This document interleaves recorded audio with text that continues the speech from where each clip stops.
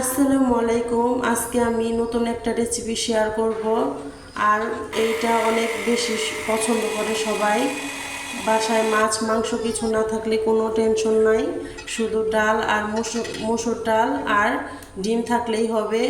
দেখেন, আমি আগে থেকে ভিজে রাখা ডাল ওইটা ব্লেন্ডার করে নিয়েছি, তারপরে পেঁয়াজ রসুন কাঁচামরিচ ব্লেন্ডার করে নিয়েছি, 4টে ডিম দিয়ে দিলাম এখানে। এটা ভালো করে মিশিয়ে নিব।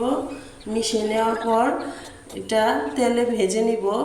ভালো করে দুই পাশে ভেজে নিয়ে এটা ঠান্ডা করে ছুরি দিয়ে কেটে নেব।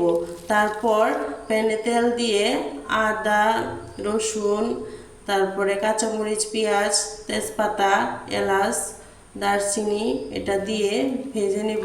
তারপর মশলা শুকনো মশলা যেগুলো বেসিক মশলা ওগুলো দিয়ে দিলাম। তারপর পরিমাণ মতো লবণ দিয়ে দিতে হবে। এটা আগে থেকে টমেটো পেস্ট করে রাখছিলাম, ওটাও দিয়ে দিলাম। এখানে ভেজে রাখা আলু দিয়ে দিব। এখন আলুগুলো আমি আগেই ভেজে রাখছিলাম। এটা মশলার সাথে ভালো করে কষিয়ে নিব। তারপর এখানে সামান্য একটু পানি দিয়ে দিব। পানি দিয়ে এটা আরেকটু কষিয়ে নিব। কষিয়ে তারপর ওই যে মসুর ডাল আর ডিম আমি ভেজে রাখছিলাম ওইটা ছুরি দিয়ে কিউব করে কেটে নিয়েছি, ওটা দিয়ে দিব। এটা দেওয়ার পরে চুলার জালটা একটু ঠিক করে রাখবেন, তাহলে মশলাটা ভালোভাবে ভিতরে ঢুকবে আর এটা খেতে অনেক সুস্বাদু। এটা কষা কষা করে নামিয়ে নেবেন।